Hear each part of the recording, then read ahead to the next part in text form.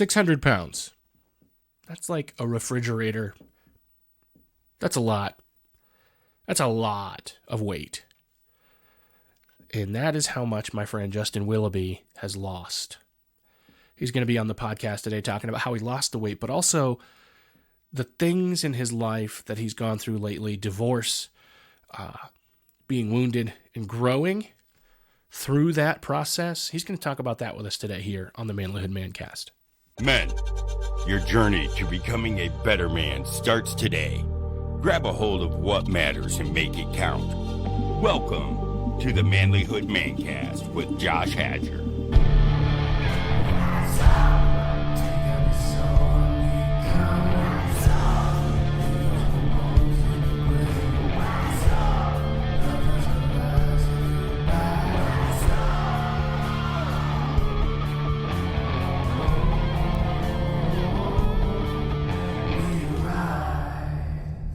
This is the Manlihood ManCast.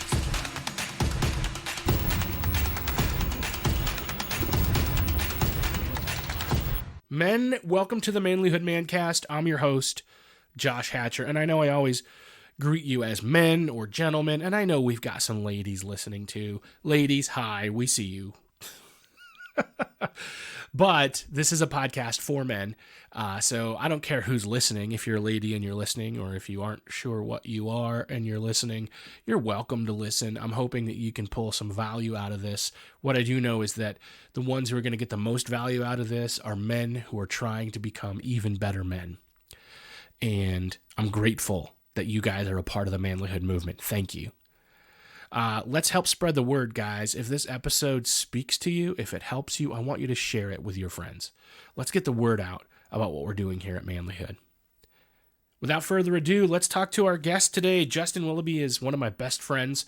I've known him since he was just shy of 800 pounds.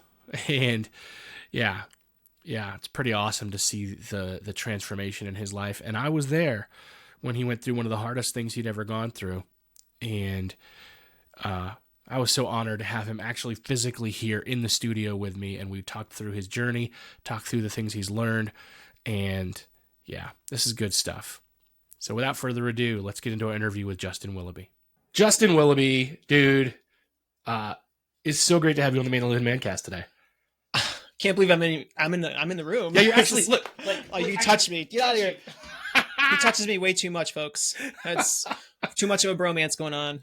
It's awesome because typically, most of my guests are in other parts of the world, mostly the country, but other part, wherever. And you actually live in another part of the country now, so I don't get to just touch you normally. Just watch the hair. That's all I care about. Goodness. And so you're in town. Yep. And we get to have a conversation in person, which is really cool. I always love to have guests. I'm really glad I have a studio and the place to do it. So pretty cool. It is exciting. I'm excited to be here. It took us like half an hour to set up the studio. I mean, it's all right. It takes us a while. When you get to talking, though, it happens, right? Yeah. Right? Dude. I don't even know what to look like. I look at you. This is so real and raw right now. I look at you. Like, I don't even know what to do right now. I know. Like, it might be annoying to our watchers on YouTube. So, okay, here's the deal. I'm going to start looking at you on the screen. All right, I'll do that too. And I don't even care if it's annoying to our guests. Like, if I'm going to look over at you, I'm just so happy that you're in the room because, ladies and gentlemen, Justin Willoughby is one of my best friends. There are a few people in the world that know everything about me and the worst parts about me. Justin is one of them. And I probably know a lot of the worst things about Justin, too. Wait. I know some stories, man. He does. And you know some stories, man. Dude, I just want to say, just like before we just begin, the one story that I always go back to is when we were sparring one time.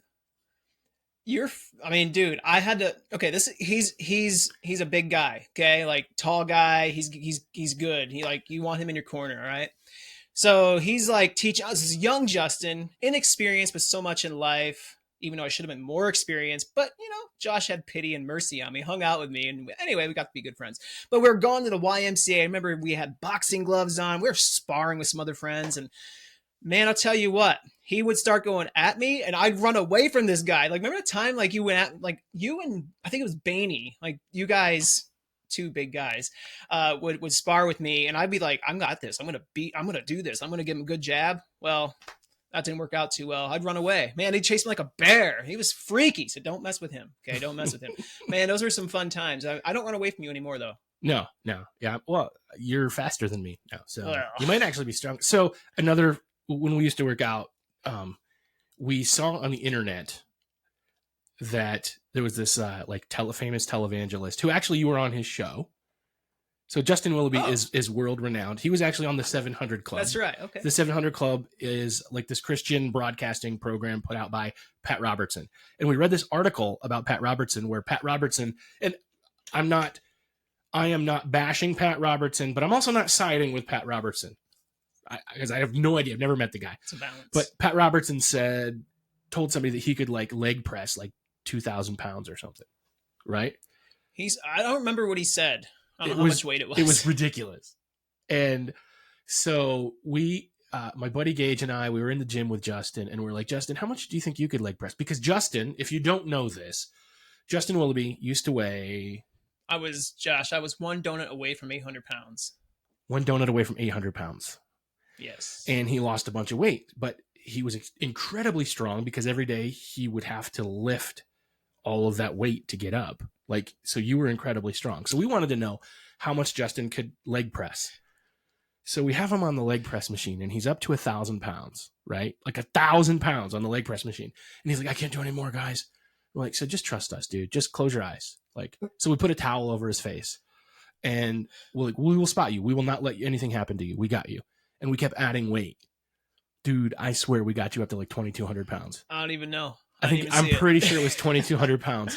And you kept going, dude. And you're like, oh, that's it. I'm like, just try one more. And we put another 150 pounds on. And he's just like, oh, dude, man, you're a freaking beast, dude. That's why my legs hurt today. That's why you have no knees left. I have this one part of my leg that just bothers living daylights out of me. And I want to cut it off sometimes, but I don't.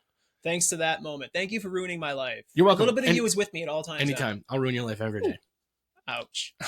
Ouch. Why am I here today? Well, first of all, because I think that, we talked about your story before here on the podcast. I'd like to talk about that story a little bit. We just mentioned that you used to weigh a bunch of weight. Why don't you walk our guests through rather what that story looked like for you? And then I've got some other questions for you based off of your life since then that I think we could have a really meaningful conversation about. So, yeah. Justin, you were one donut away from 800 pounds. One donut away, man. It was. How did you get there? So I was a big dude in elementary school, bodyguard status, right? Like kids loved me, like teddy bear lay on me at recess time or story time, I should say.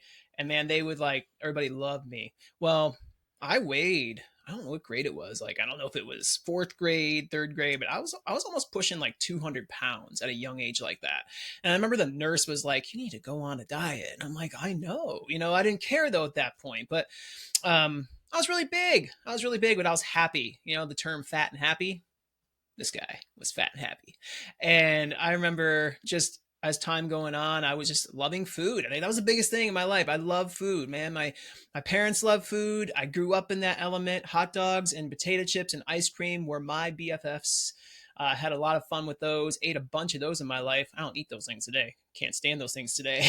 I love potato chips. But anyway, time went on. Got a little bigger, but it wasn't terribly big every time I gained weight, just mediocre here, 5 pounds here, 2 pounds here. Well, I got to a point, I believe it was when I was 14. And I was already a big kid. I'm not sure how much I weighed, but I'll tell you, I developed these anxiety and panic attacks really bad, tweaked out, freaked out, all that stuff. Dude, all of a sudden I had to find a way to cope with those things. I remember you make fun of me. You made fun of me so much for this. I had bad anxiety, friends. Bad. I'm telling you what. I'm sorry for making fun of you. No, you made, just go ahead. I'm acknowledging it. I'm sorry. I was a jerk. That's right. You are. But I thought I was helping you. I thought that by teasing you about it, that I would actually help you get over it. Listen up. This is my time. Listen. So I had anxiety attacks really bad. And Josh made fun of me for this reason. when I was young, I had my dad come in. Like, I thought I was dying all the time, right? Because anxiety was so bad, the chest pains, the palpitations, the shortness of breath. I'm like, I need someone to rub my back. So my dad would come in. He'd be like, "You okay, son?" He'd rub my back, rub my back. Well, when I get an anxiety attack around Josh or have a little anxiety, he's like, "Want me to rub your back? Want me to rub your back?" Like, it wasn't no, "I'm going to rub your back because I want to help you." He was trying to be like, dude, stop. Anyway, I forgive him. It was funny. It's funny to look back at today. Sorry, you made fun of me a lot too. I did. But we don't want to talk about that right now. Okay. It's not the story, right? It's not the story. So, anywho, anxiety attacks got like through the roof on me. Held me in captivity, bondage to fear. And I was afraid to move, like, because it would make my heart race. I'd be like, "Oh my gosh, I'm dying. I'm dying." Every time I would go for a small walk or walk up and down my hallway to my bedroom, my heart would just race and I would get pains. And even though the doctors checked it out and were like, "You're fine, you're fine, you're fine, you're fine." But it wasn't enough for me to understand it was fine, right? Like, I still felt the symptoms. They put me on medications. And you know what? Medications subsided things a little bit, but it wasn't enough to really take them away. So what I did is I would go to my best friend, not Josh Hatcher, but food. Food was my friend. I would eat that when I was happy, sad, depressed, anxious. It became a crutch in my life. And how many of us do that? Like, I'm sure you have crutches in your life. Yeah, food, actually, yeah. So yeah. So he can relate. Like, it's real. It's real. You go to something because you have this void in you. Even though if you don't feel it's a void, it's a void. Mm-hmm. And so you go to this thing and you're like, "Oh, it's going to take away all my pain. I'm going to be okay." If that's a bottle, if that's a drug, if that's sex, if that's porn, if that's gambling, if that's stealing, whatever and it's usually subconsciously, but it's there. You don't even realize what you're doing, right? You don't even realize that that's something that's there. And then you're like, wow, this is. And looking back, you can see this was an issue. This was an issue. So food was mine. And I would go to it all the time. And from not moving, overeating, and I had a food addiction on top of that, right? It was a bad addiction. And I would just eat and eat and eat. It wouldn't be a surprise if I sat down and ate 8 hot dogs and a whole pack of buns in one sitting. Give me some chips, give me some ice cream with that. Man, you go down. My brother, he was autistic. And I knew how to manipulate him. He's my older brother. And so very smart kid, actually. He was smart. He was really smart. He had good memory of like radio station frequencies, DJs, things like that, and just incredible. But, you know, he lacked the common sense of, how can you say that? Like, when I told him something, I could manipulate him, and he didn't think about it as he's trying to manipulate me, or he just wanted to make his brother happy, which, man, I thinking back of that, like, that makes me so happy today that he cared about me that much. Wasn't the right context, but at the same time, his heart was genuine and good. So I would say, hey, you know, we live above a convenience store.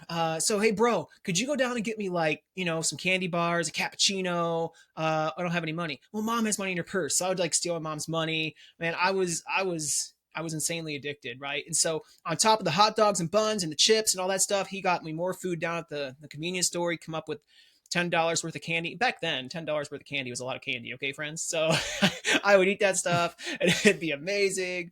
And I ballooned up. I got really big. And I remember I got so large, I had to go to the doctor one time. And it was some insurance thing. My parents had state insurance, and it was required physical of some sort that I had to get. And I haven't been to a doctor in several years, actually, at that point. And if it was just something really quick. So I remember I couldn't even fit in my car. This is how large I was getting from the addiction to food and the anxiety. I couldn't fit in a full-size Ford Taurus. That's how big the car was. And the back seat was, I mean, the seats were up, like the front seats were extended, everything, or you know, up to the dashboard as far as they could be. And I still really couldn't fit. My dad actually had to take my leg and like wedge it in between the seats and then slam the door in a hurry to get me fit in that car. Got to the doctor. Doctor looked at me after I was wheeled in by a wheelchair, one of those large wheelchairs. And he's like, whoa. Like, his face just said it all. Like, he's like, his eyes lit up. And it's a pretty famous pediatrician around here, and really great guy. And man, he was just really like flabbergasted of what was going on and what he saw. I mean, this has been several years since he's seen me, and he was just like, wow. So he checked me over and said, "We need to get you some help." The next day, an ambulance came to my house. It was like something you see on like the Discovery Channel, like My 600-Pound Life. And there was like a fire department team there. And I was like, what the heck is happening? My mom was like, "We need to take it to the hospital." I'm like, "I'm not going nowhere. I'm not going anywhere." I was a stubborn 14. I think at that point I was 16. 16-year-old boy, like, right? Yeah, I'm not taking me anywhere. I'm not going anywhere. and we have to go. We have to go. So I finally gave in and got to the hospital by ambulance, and man, they weighed me in. They had a scale, like this scale in front. My mom was sitting on the I was laying on the bed, she was at the bottom of the bed, but she was on a chair, kind of like viewing the bed, right, like a chair in front of the bed. And she looked at this number on the scale and it said 799. And I was and she whispered in my ear, honey, do you know how much you weigh? And I said, no. And she said, you weigh 799 pounds. I'm like, whoa, like I didn't realize what to do with that. 16 years old, what do you do with that? Like your friends are all what, 110, 120, like whatever 16-year-olds were at that point, right? I was like triple, quadruple huge. I was a big boy. And my life changed from that moment, man. I didn't know what to do. Doctors would come in and say, we need to do something about this. My oxygen level was going down. My heart rate was elevated. Now, the blessing was, Josh, I didn't have any real big issues except sleep apnea. Like I didn't have diabetes. It ran on my mom's side of the family. I didn't have a bad heart, even though I felt like I did, right? But it was just anxiety. So it's incredible that I believe there was some divine intervention going on there. I thank God for that and protecting me from those things, protecting my stupidity and my ignorance on how to take care of my body. And so they weighed me in. I had to make a decision in my life, right? And I couldn't do this stuff anymore. What I was doing wasn't working. I was killing myself. And it was a matter of time before my life would be over. I gave myself over to a substance, like many of us, maybe even listening today, are giving ourselves over to something that we shouldn't be giving ourselves over to because we know it hurts us in the long run. We know that it's an addiction and it's ruining our relationships. It's ruining our lives. It's ruining our social lives. It's ruining our mental life. It's ruining a lot of things, but we just are afraid to pull the trigger and say, stop. We're afraid to unplug that thing to stop and find help. Just encouraging you today, find the help because I needed it. And I know I'm a free man today. Not perfect, just throwing it out there. Not perfect, but I'm a free man from that big addiction I used to have. So anyway, my life changed. I had to do something different. I'm a believer in Jesus. That changed my life. I'll tell you what, it gave me meaning and purpose. And then from that point on, my life just changed from that moment. I was a new man. I had different thoughts. It wasn't overnight, but it was a continual process of being changed from within and out. So I dropped like 600 pounds, Josh. Like, dude, I don't know how many refrigerators are that. That's like two. It's like two refrigerators. Two refrigerators. I dropped two refrigerators, Josh. Or maybe three. I'm trying to remember. Was it? I think a refrigerator was like 200 or 250. I think we did the math one day because it was really fun to talk about like, okay, how much weight did Justin lose? And I think we figured, I think it's 2.5 refrigerators, I think is the math that we did. I don't remember. It's kind of ironic because I would go to the refrigerator all the time. Yeah. And now it's gone. But it's so good just to be here and sit here and just be a testimony of goodness. And I'm just very, dude, I just have so much gratefulness in me and thankfulness in me about this. And I love how we're approaching, like this episode's been recorded around Thanksgiving time. And it just makes me really happy that we could probably talk about that today. Yeah. Yeah. I know we're gonna do very specifically some work on our Thanksgiving episode. So this will air later, which I'm fine with that. But like when we're gonna do another little bit for Thanksgiving, which is awesome. But like looking at your life, dude, Thanksgiving gratitude is a very awesome perspective to have because you could have been dead. Yeah. And look at your life now, dude. Like it's good. It's good, but it's not. This isn't a Justin show because I want this to be something everybody can relate to. Even like you, I want conversing. Like I'm all about like life is good, but there's always some junk in life that makes it so you don't really appreciate everything until you get across that finish line of that one moment, and now you can look back and say that moment grew me. There were some bumps along the road, man. I mean, even in the midst of a good life, there's bumps along the way that I haven't been happy with, and there's still bumps in my road sometimes, But I'm grateful for overcoming the things, and I'm thankful and grateful for just being able to get through those and to build friendships and relationships and gain knowledge to help other people. Like there's so much that I'm so thankful for in the midst of my mess that was cleaned up, but it took the mess for me to create that message in it. Right. And you ever heard that type of analogy before, that type of saying before, right? It takes a mess to make a message. And that's the truth. What happened to me. Like I'm a message to people because of the mess I was in. I know that in my life, when I have struggled with my weight, and right now I'm struggling, I'm working real hard to lose some weight.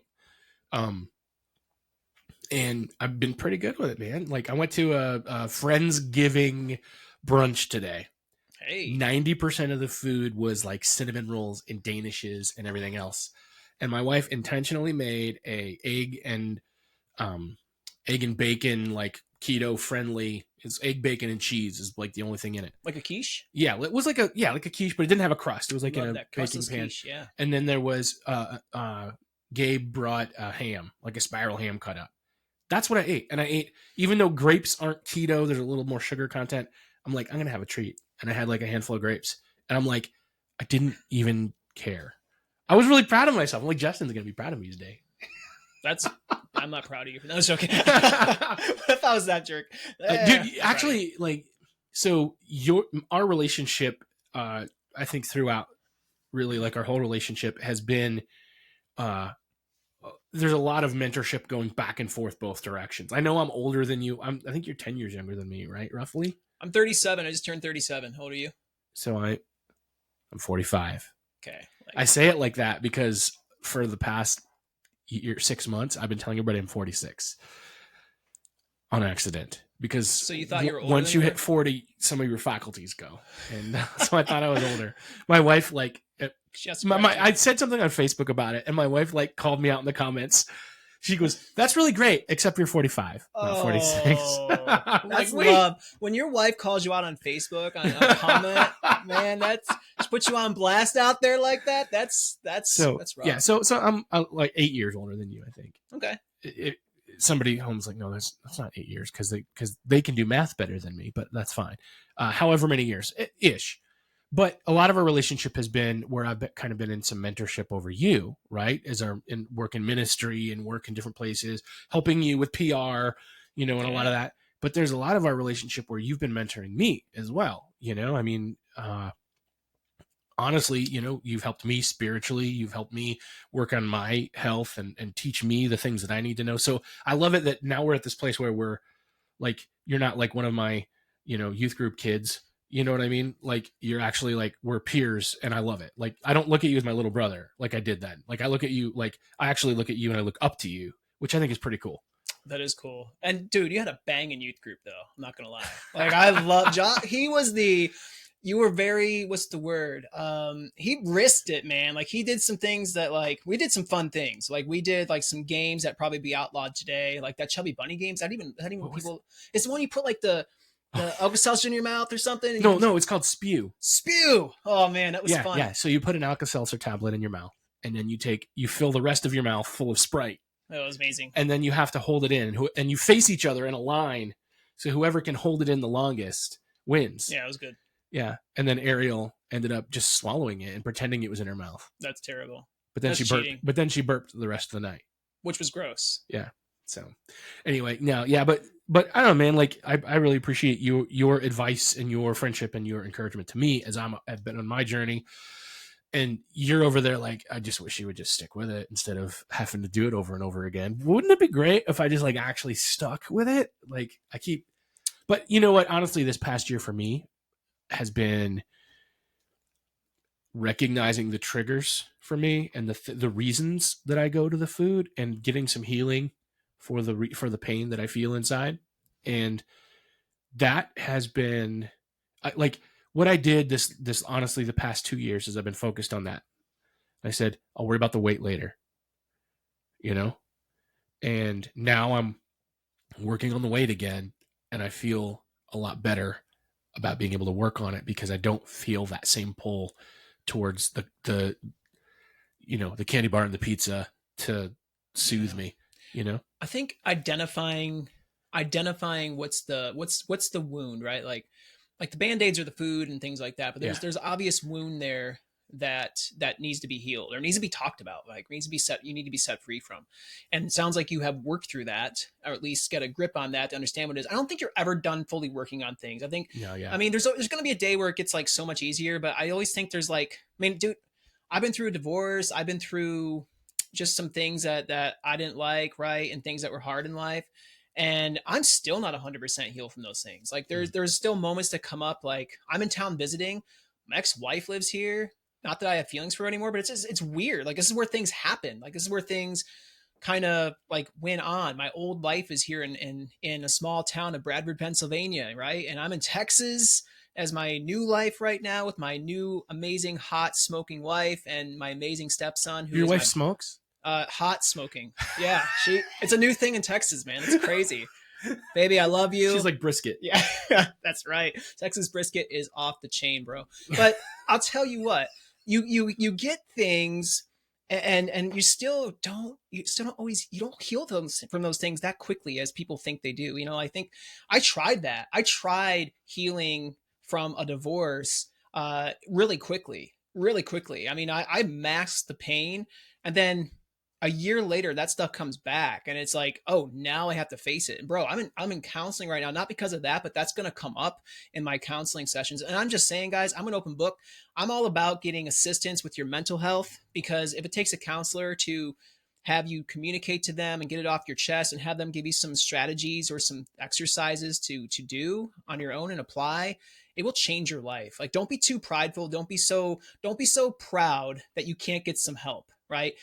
I think the best thing I ever did was get marriage counseling. The best thing I ever did was get spiritual counseling. The best thing I've ever did, whatever, the real, I'm in Texas, y'all.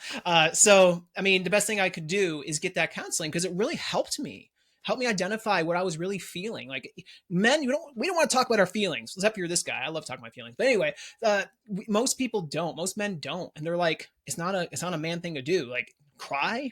No way. I'm not doing that. Or, you know, I'm not going to show that I'm weak. And truthfully, when you allow yourself to get to a vulnerable state, you can grow and become a better man. It's a beautiful part. Like, you'd be a better husband, a better father, a better friend, a better brother, a better uncle, a better grandfather. I don't care who you are. You could be a better person by just being vulnerable and transparent and growing. Allow yourself to be weak for a moment, because no person on this earth is perfect. And if you hold that facade, you're tricking yourself and you're not fooling anybody. You're not. Nobody's perfect, man. But anyway, I've been through some junk, and man, so have you. So have you, and you've grown. Yeah. Well, and it's the hard part. I think, you know, you talked about divorced, and I know that a lot of our listeners have been through that. I don't want to drag it up in a way that like bashes your ex-wife, because everybody's heard that story over and over again. I don't mean your story, but the ex-wife story in general, right? Can we talk about, like, let's talk about you though, working through that. Yeah. Like, so, you know, so without, like I said, I don't want it to be about bashing her, but let's walk through like what kind of pain came into your life, and then how did you deal with that pain, and how are you dealing with it now? So I just want to be frank and real. I'm not blaming my ex-wife for anything. Like, her choice was her choice, whatever. But there was something that happened on my end that caused her to look somewhere else. And I'm not saying that it's all my fault, but I'm saying I got to take a little bit of ownership in that. Actually, I got to take a lot of ownership in that, and I had to identify, Josh, I had to think about that. And how much I love my wife now, my current wife, my last wife ever. Like, I love this woman, and I'm so glad we're together, and I've never wish anything different. Right. But you can go back and you can look at yourself as a person, and you could say, how can I be different this time than I was last time? Because last time, if I looked in the mirror, I wasn't that good of a guy. Like, I was a faith-filled man. I was generous. I was kind, you know, and you did love her and care about her. I did. Yeah. And I still care about her today. Right. Like, I can say that I can still care about her today. And that's the healing that God puts in a person. Like, and that's the way I can choose. I can choose to be a better man, and choose to do the right thing, and choose to forgive and move forward. And, you know, I had to look at myself and just say, Justin, you weren't good here. You didn't allow other people to speak into your life in this area where you could have been a better man in this area. Like, you could have been a better man in the way you talked to her. You could have been a better man on how you treated her, and wasn't abusive. I wasn't verbally abusive or anything like that, but there were moments where I could have been a better man, because women tend to crave your attention. They tend to want to be nurtured and taken care of in some way, even though they want their independence. They want to be taken care of. Like, that's part of our job as men. We're to take care of them. We're to be their protector, their provider. And I know we're living in a culture today where, say, women and men have the same responsibilities. I will say, I believe that men and women are designed uniquely, differently, with different roles. I do believe that both can provide for the home. I do believe both make the decisions together. I don't believe men lord over women. I don't believe any of that. But I do believe we have some roles that we're built with. Like, this is the way it was designed for men have this role, women have this role, and it's okay. Like, love your lane, right? We have needs that we need to have met. in a certain way. So a wife as a woman has certain needs that she needs to have met. A husband as a man has certain needs he needs to have met. And, you know, the security, the attention, those were the things that she was lacking. Yep. Right. And yeah. And you're not saying, you know, it was all my fault, but you are saying, and I think this is important for everybody, right? Because it takes two to build a marriage and it takes two to break a marriage. Mm-hmm. Like, yes, like an affair or a betrayal, like that seldom is like in an instant. That's something that takes time to build up. And when you look back, if you're honest with yourself, you can see your part in it. I guess that's what I'm trying to say. I'm not saying, oh, it's all her fault, right? You know, because she hurt you. Yeah. But yeah, you're right. It's like it started with like, and you can't change any of the things that she did in that scenario, but you can look at the things that you can change. That's, I think, my suggestion is, what can I change going forward? What in me can I change? Because there's nothing about her that you can change. Correct. And your current wife, you know, your smoking wife. I'm just going to call her that. I'm not going to call her smoking hot because that would be awkward. Your smoking wife. And Kristen's listening to this and she's like, Josh, just shut up. Just on YouTube. Yeah. Both of you shut up. I'm not going to listen to this anymore. Yep. No, but, you know, approaching that perspective now where like my job here is to look at the things in me that are broken and work on those. And, you know, the thing that I tell because a lot of people will come to my wife and myself for marriage counseling. Usually they go to my wife because she's a pastor and that's her job. And then I'll get dragged into it sometimes. And we'll do a little bit of marriage counseling. We are not professional counselors. So it's more like marriage advising, right? Yeah. And we'll say like the thing that most people don't understand is if you want to work on your marriage, work on you. Yeah. No, I agree. I didn't mean to kind of like rabbit trail your story. No, this is good. I think my mic's muted. Yeah, you are muted. Okay. This mic is recording you. All right. I was scared for a second. Yeah. I thought everything I said already. Yeah, no. So the microphone in front of you is going into my computer. I love it. See, tech stuff. But yeah, we got you. Yeah, dude, I remember one moment of when I need to take ownership. Like, she came home from work one night. My ex-wife came home from work one night. She worked a shift different than mine. And it was like 11:30 at night. I wasn't almost sleeping. I was actually asleep. And it was snowing out really bad. And this is how much of a, like, I just take ownership of this, of my attitude and how I handled it. I don't care if I was tired. Like, she woke me up and she said, Justin, can you please check how I parked? Like, she parked on like our parking area with an apartment we were renting at that point was on a slope. Like, it was like down, right, an angle. And it was snowing pretty bad. And she was afraid that, you know, if a plow came through, it would get hit, the car would get hit, things like that. Well, she woke me up out of a dead sleep and she's like, can you please check the car, see if I parked over far enough? I'm like, she just literally just wanted that affirmation, right? That did I do this good enough? Is it out of the way? And I said, why'd you wake me up for? She goes, I want just to know that. She's like, and I called her stupid. And I tear up thinking that, and not because, again, it's a human being I'm calling stupid. And I was just emotional and tired at that moment. And there was no excuse. And I could have just shut my mouth and said, and I looked. That's the thing. I woke up and I went out and looked. And I'm like, what are you, stupid? You can't park a car? Like, I remember saying that out of my frustration and my hurt or my tiredness. And that I don't know, like, I go back and visit that moment, not feeling guilty anymore about it, but just regret. Yeah. It's like, why did I choose my words like that? Like, I didn't choose my words. I said, I just reacted. I didn't respond. I reacted. And that shows what kind of a man I was back then. And in the heat of the moment, I let my guard down. And we're all guilty of doing those things. I'm not saying like, man, I'm the worst human being in the world. I'm sure we all have moments where we regret those moments, but it just makes you look in the mirror, right? It makes you look in the mirror and say, you don't need to be that guy. You don't have to go to that level. And I just take ownership of that. And men, I think it's important that we take ownership. It's like ownership of what you did. And Josh was right on the money, man. You can't change another person, but you can certainly change yourself. And you gave me the most bad advice at that time, but it's the best advice ever. You said to me, Josh, I remember coming to you because, again, Josh and I are like really good friends, and you know, we lift each other up in times where we need each other, right? And that's what friendships do. That's why it's important to have a person in your life, have a man in your life that you can go to as a brother and a confidant and talk to them. And I remember Josh was like, dude, it's over. Yes. I mean, you can work on your marriage. You can try to work on that and get her back. But if it is over, Justin, you can't change her. You can only work on yourself. And I was like, I didn't want to hear that at that point. I didn't want to hear that I had to work on myself, Josh. Like that wasn't what I wanted to hear. I wanted to hear you say it's her fault. How dare her leave me like this? How dare her do this? And the truth is, you weren't, I mean, you were there, you're there to, help me and love on me. And you would say, yeah, it's not right what she did. But at the same time, like, I didn't want to hear you say that it was some of me too. But I think it's important that we have the ears, and you have to be able to take that stuff. It might be hard to hear in the moment, but you got to be able to take those things and listen to what you did, or what you could have done to really not add to the situation very well. Man, how many times have we had those conversations where you put the lens back on the person who's talking and say, well, if you checked yourself in the mirror lately, that's hard to swallow, man.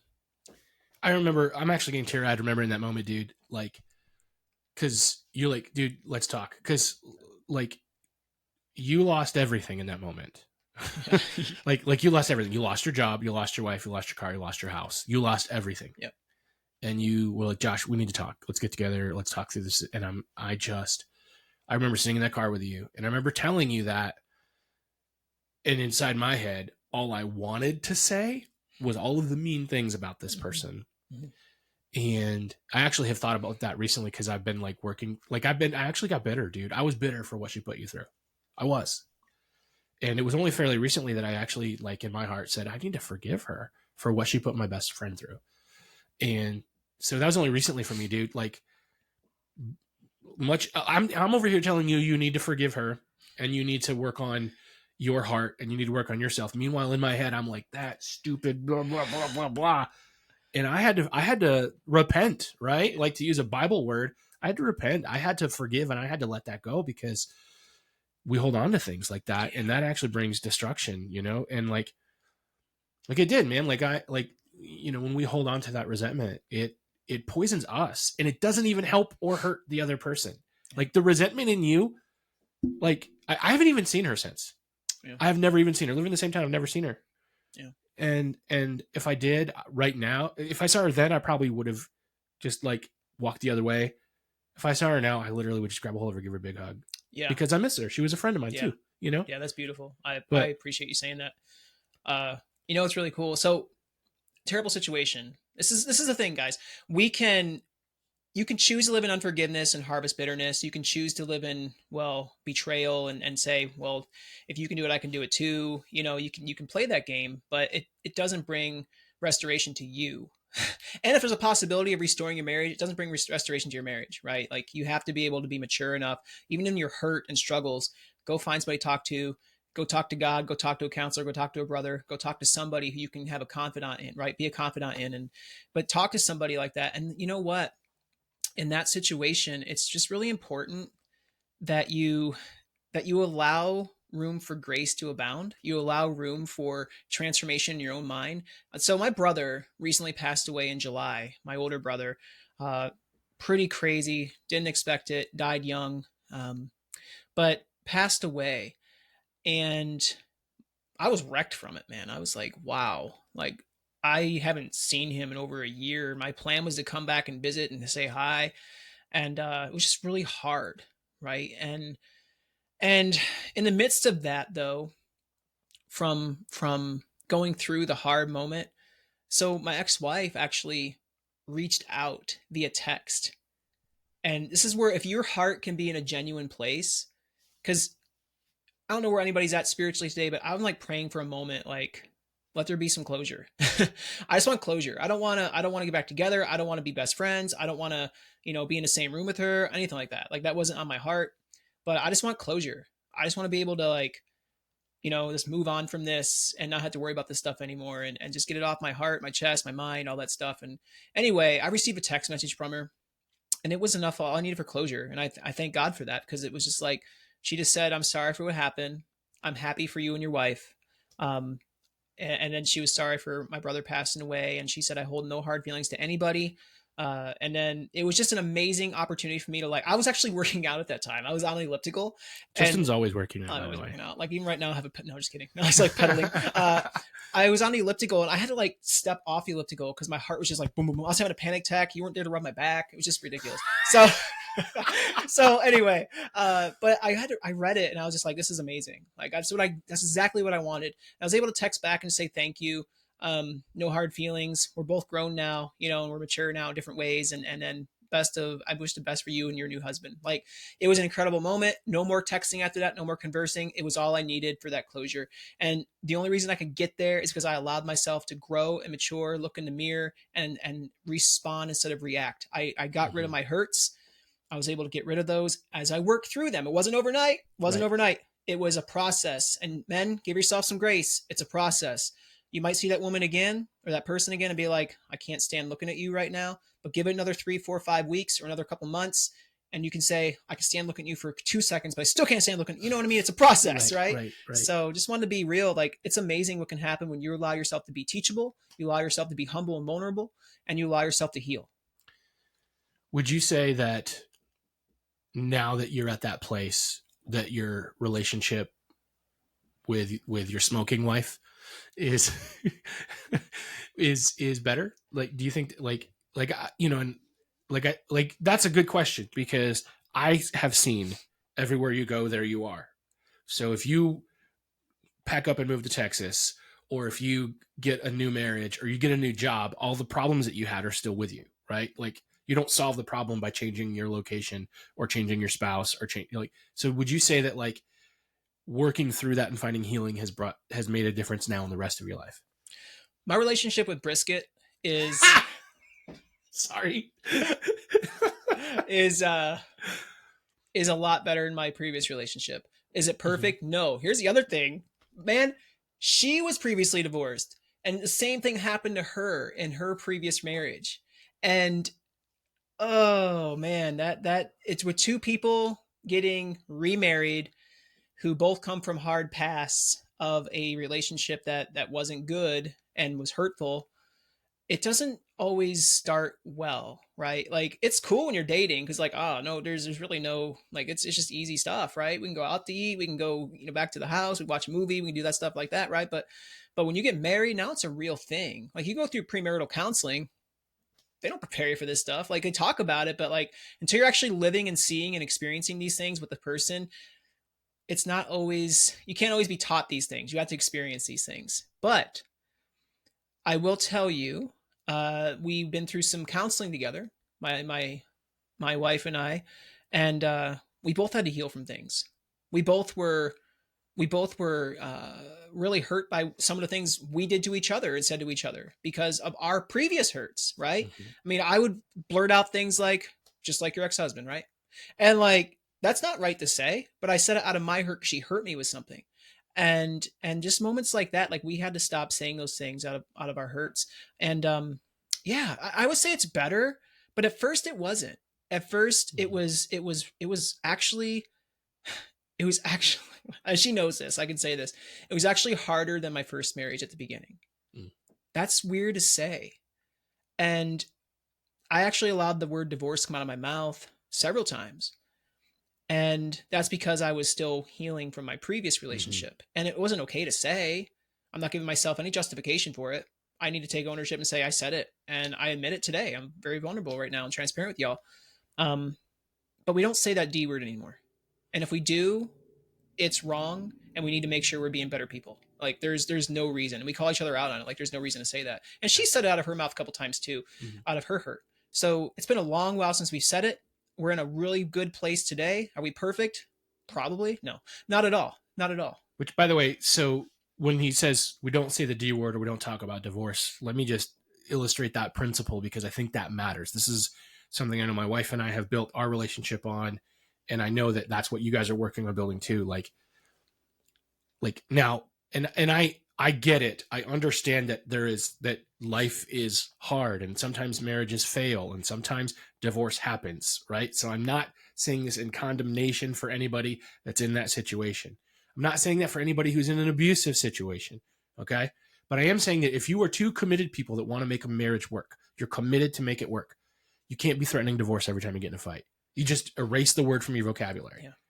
Like, and if you say it, then what you're doing is you are setting yourself up for it.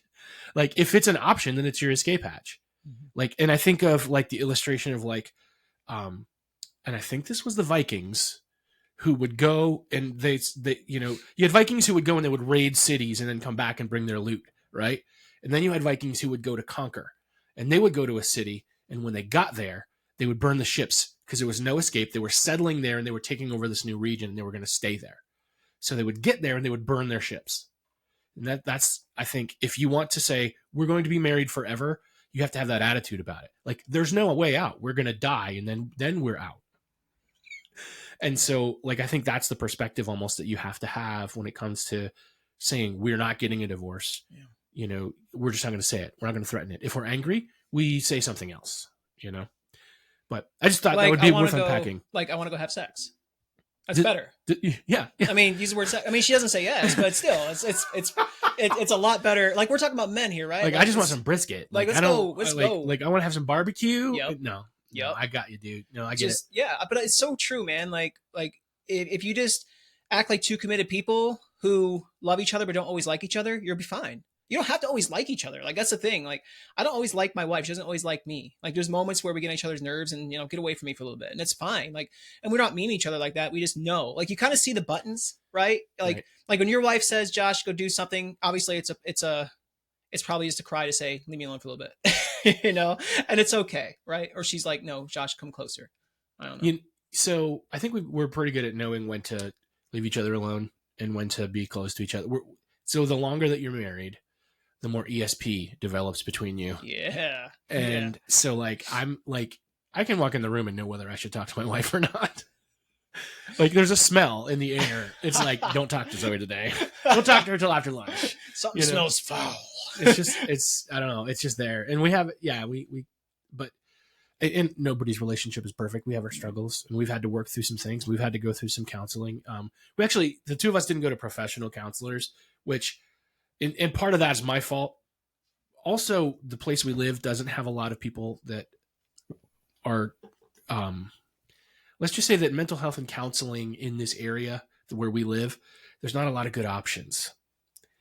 And because of that, and I think you may have struggled with this too, like the ability to trust someone. Oh yeah. Like that's hard to trust that this person is going to be able to help me, to trust that this person is going to be able to have my back, to trust that this person can help me work through this issue. And, that I think was an issue for me, but we ended up finding some friends who had gone through this curriculum, and they went like, look, we'll walk through this with you. And oh my gosh, that was super helpful. It was during like COVID times when everything was stressful and I was laid off and I was home, and she was, it was a crazy time. So two things happened during the COVID season with husbands and wives. They either had more kids or they just didn't stand each other. Yeah. I mean, that's what it came down to. Yeah. Right? Either made more babies or like killed each other. Or both. Yeah. Or both. Actually, the domestic abuse rates went through the roof. Yeah. Because people were so stressed out. And if you have a problem, they weren't dealing with it. Now they're together all the time. And that's actually one of the things that like people were holding like against the people that made the decisions was like, do you realize how many women were, and men, that's actually something nobody talks about, is that domestic abuse goes both ways. Yeah. Like, but it was, the rates went through the roof because people had no escape. They had no way out. They were stuck at home.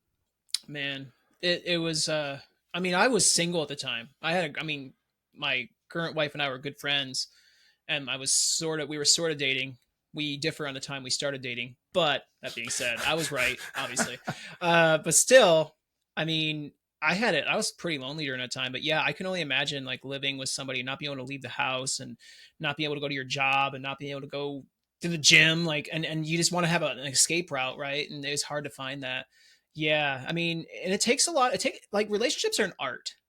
We're talking about relationships a lot right now, but truth is, like, as men, we need to talk about these things. We need to have these conversations, because it's true that you can be a super husband. You could be a super dad. You could be a super friend, a super brother, super uncle, super grandparent, right? It's amazing. You can be, but it takes work. It's an art to develop that. It's a years and years and years of experience to eat up the knowledge, eat up the experiences, and actually apply those things. Things do not get better unless you apply, unless you change something. You have to erase what's not working, do that less or don't do that at all and actually start doing things that do work. So it's an art, man. I mean, I'm grateful. Going back to this topic at hand, I'm grateful. I'm thankful of all the pain I've been through. And I know a lot of people would say that. And it's hard to say that when you're in the process of it and moment of it. But I'm thankful for what I've been through because I now have become a better man because of that. And now I can sit here on a podcast in the freaking man cave. Yeah, and I, buddy. What? And I can actually say, this is what I've done. This is what I've experienced. And now this is what I can offer you and what Josh could offer you to give you some help. And this is actually blessing me right now, man, because I need to hear these things continually.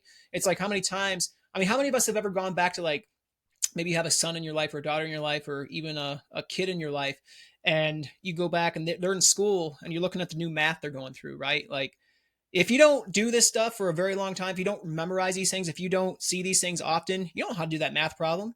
So same thing with our knowledge today. Like, we have to hear these things continually to be reminded, this is how to be a better man. This is how to have a better relationship. This is how to have a better marriage. And this is how you can be a better person overall. I love this. I'm thankful for that, Josh. Well, I'm thankful that you've been in my life, bro. You've given me good stuff throughout my life, and I appreciate you. So, hey, while we're talking, call me on my crap, dude. Do you want me to like call you like right here? Yeah, call me on my crap. Did you tell me what I need to know? Did you stop? No, I'm not stopping recording. Call me on my crap. This is not the spot. This is rough. All right, if I'm in a paper tomorrow of a deceased individual, you know what happened. No, man, I think so. Josh, I've noticed though has, I would say back in the day, and I'm going to paint this picture because I've seen a lot of growth from you. There was a point I think in your life where there was probably a little bit of pride on your end on certain things, like on your knowledge, right? And like Josh has a lot of knowledge. He's awesome. And, I think there was points in his life where he thought like, I know enough. I don't need anybody to tell me what to do. Like we coached, like I coached you a couple times. Right. And, coach me like with weight loss. Weight loss. Right. So we've had conversations and a couple times, I mean, they've never really succeeded. Right. Because Josh is smart. He has knowledge. He knows these things. And so when somebody you're one of those guys, I feel like somebody tells you what to do. You're like, no, I hear you, but I'm going to do it Josh's way. There's a little bit of that going on. And I just see differences in you today, though. Like, I don't know where you're at today because we don't really hang out much anymore. I only see you on social media. Because you live in Texas. I live in Texas. I know. I moved away. I said, because you live here, I'm moving, Josh. I don't want to be with you anymore, bro. Okay, so no, I will take that. I do think I'm working on it. I do think I'm getting better, but like I'm a rebel. Yeah. So you tell me what to do, I'll say, no, screw you. I'm going to do the opposite. Yeah. I saw that. And you actually told me you fired me from your you fired me twice. Actually, I think I was no longer your customer because you're like, I can't. I couldn't do anything. Actually, one time I fired you because it just was out of money. But that's that's true. No, that's true. I think it was 1-on-1. No, but it's true though. I mean, we need to be coachable and vice versa, man. You try to teach me a couple times in life, and I would do some of the similar things. Like you'll hide from me. I'll hide from you too, though. I do. I hide from you when you don't hear from me for a couple weeks. Yeah. You need to ask me, how you doing, dude? Are you eating candy bars? Because I am. If you don't hear from a couple weeks, I am. You saying it? No, you got to be precise. So when I ask them, you might not be eating candy bars that day. It could be a donut that day. No, you're not going to talk about donut, bro. You're going to talk about the candy bar. No, I'll tell you. If you ask me how I do it, you though categorize it. You though will do that. Like I'm like, hey, dude, are you doing this? No, I'm not doing that. But you're doing the other thing you won't tell me about. Yeah, no, I will tell you the truth. I will always. So true. Like if you ask, and this is the thing that I think most guys need to know. Right? It's okay to say, how you doing? And if you have a good relationship with somebody, you know that's code for, are you beating your wife? Are you looking at porn? Are you eating candy bars you shouldn't be eating? You know what I mean? Like that's like the problem we have though is that we just say, fine. That's like you've got to answer that question. Like you've got to, and you actually have to have like almost have a rapport where you say, instead of just saying, how you doing? Like just ask the question. Like how, and it doesn't work for somebody that doesn't want to be held accountable. And at times in my life, I have not wanted to be held accountable. You went to the extreme a couple of times to hold me accountable. Like, remember the time where remember the time where I had, I think it was my ex-girlfriend and I were alone in my parents' house and we were alone for like hours. Well, okay. First of all, and because we're Christians, your commitment, and you were serving in some ministry at the time. Yeah. Your commitment was, we're going to wait to have sexual relations until we're married. Right. I will need you to hold me accountable to this, Josh. That was the Correct. conversation. Correct. Because I need you to hold me accountable so that I don't Why do mess you got to things set up. this up? Let me just say it the way I want Well, to. it matters because No. I'm not going to just show up at somebody's house and say, there's two sides to every story, friends. Let me tell you my side. And okay, now you can tell me your side because I set the stage properly. No, it's true. It's true. It's true. Yes, we as a Christian, like I believe that you should wait, and a lot of men don't want to hear that, but truthfully, there's a good thing about that. It's just awesome. It's a good experience, and both of you learn at the same time. And not to camp out on that, but I had permission to hold you accountable. Yeah, I mean, Josh was like, dude, you're like a brother or accountability partner to me, and I remember, I don't know how you caught wind of it. I don't know how you knew. This is what's weird about it. I was just driving by the highway, and I just knew. That's so strange. Nobody told you. No, I just knew. That's weird. I'm just telling you. Sometimes you just know. That's weird. And I thought, I'm just going to check and see how he's doing. And you wouldn't answer the door. I would not. I literally was. I No, we were not. We were making out. But I don't think we were going that direction yet. So I knock on the door. I'm like, Justin, you in there? What's going on? How's it going, Justin? You wouldn't answer the door. I did not answer the door. He kept knocking. And then my ex-girlfriend at the time, she was like, "You just want to get the door?" And I was like, I mean, hey, I could hear professional wrestling on the TV in the background, so I knew you were there. We were not okay. That's what you call it. Justin is a professional wrestling fan. I am. I like WWF. Can we say that? We copyright that? I caught WWF, and I like WWE sometimes. Anyway, So you knocked on the door. I finally answer. I didn't open up the door, though. I opened up a little screen thing. Like, there's like a screen on the door, and I opened it up like, yes. And you're like, what are you doing, dude? I was like, oh, nothing. I was just like, he knows. He's like, is she over? And I said, I think I told the truth. I mean, I couldn't do anything about it. I mean, it's just, he caught me. He's like, didn't mean to. I know, but like, I just knew I needed to check on you. So. It's good. Like, my flesh was like, my I was just like, dude, get away. I'm going to get some, right? Like, I want to do this right now. And like, that was probably the intent, you know?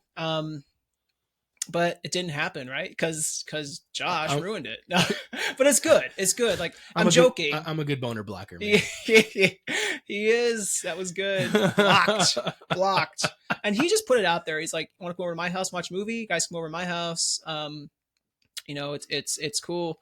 And I was like, no, I'm good. And then I think you ended up leaving. We didn't go with you, but it was like a mood killer, and it's over. And I think she just went home. So, yeah.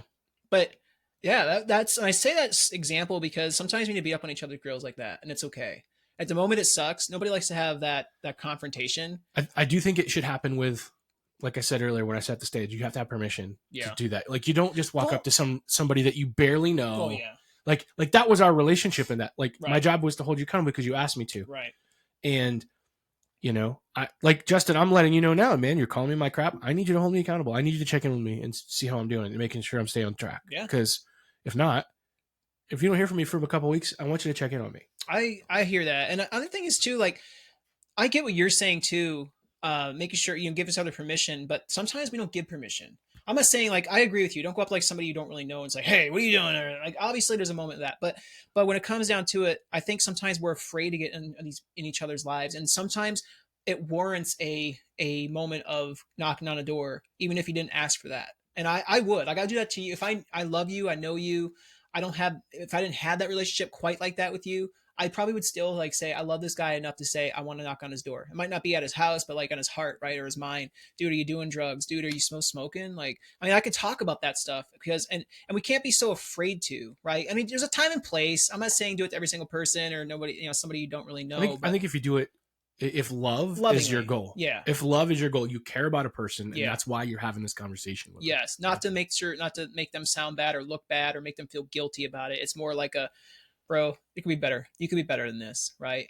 Like, some guy yesterday at the store was telling me, he's like, yeah, they caught me a DUI without a license. And I'm like, well, take a step back a second. And I'm like, wait, and you're not going to do that again, right? Like, you're good now.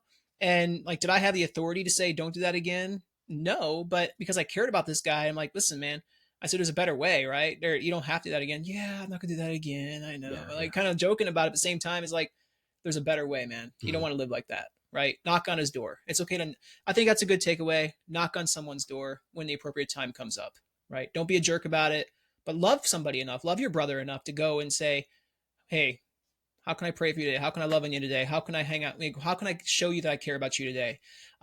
Just hold them accountable to some things. Love on them. It's things like that. I think goes a long way. All right, Justin, you know the drill. I got 3 questions to ask all my guests. I hate this time. I've asked you these questions before. What I love is that every time, because I don't have a whole lot of repeat guests, but I've had some here lately. I love it because you answer the question. People answer the questions differently each time, which is kind of neat. Let me stretch. So, all right. First question. Are you all done stretching? Yep. Okay. This is ridiculous. What does it take to be a man? This is hard. Okay, there's a lot of answers you can have here. I don't care. Give me one. Give me one. It takes somebody who has a firm foundation on a value system. I really do I feel a value system, right? And I don't want to give big answers, but I'm just saying like a value system that other people can glean from, learn from, and be better people by, right? And you can be a better person by. Good. That's a good answer. Thank you. 1 for 1, baby. Let's go. Let's go. Okay. What do you got? All right.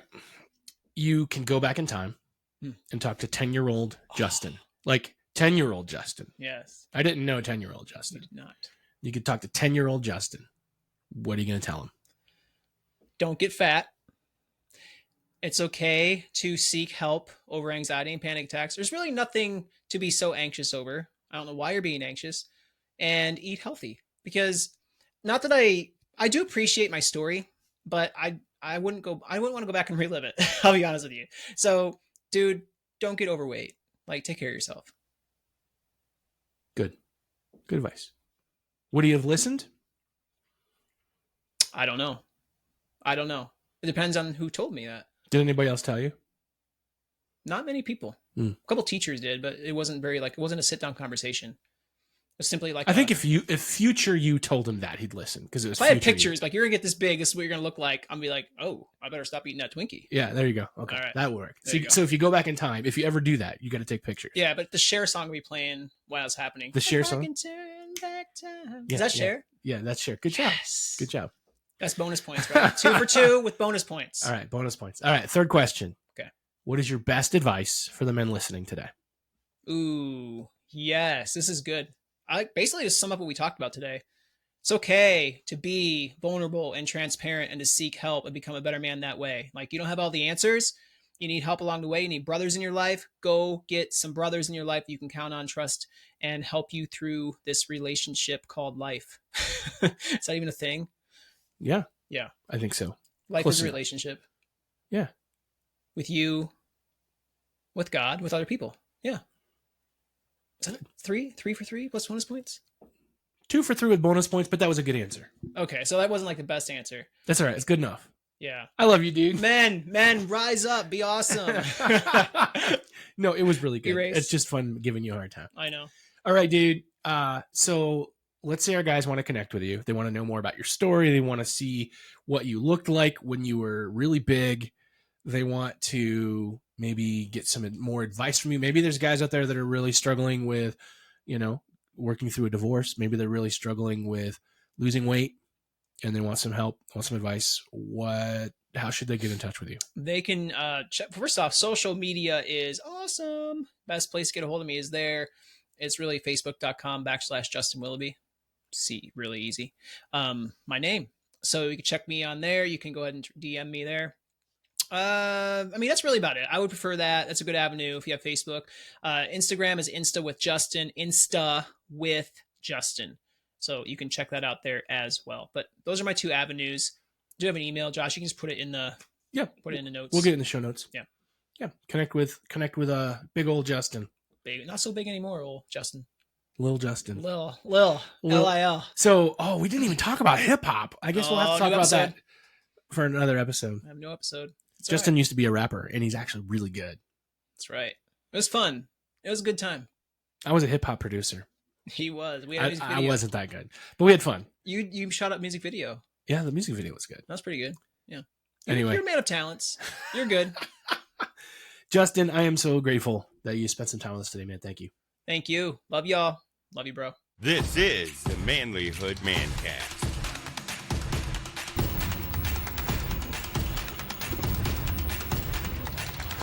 Justin, you have no idea how much I appreciate you, brother. Thank you so much for taking the time to be with me on the Manlihood ManCast. You are, like I said, one of my best friends, and I respect you, and I appreciate you, and I thank you for all the wisdom and the love you poured into my life.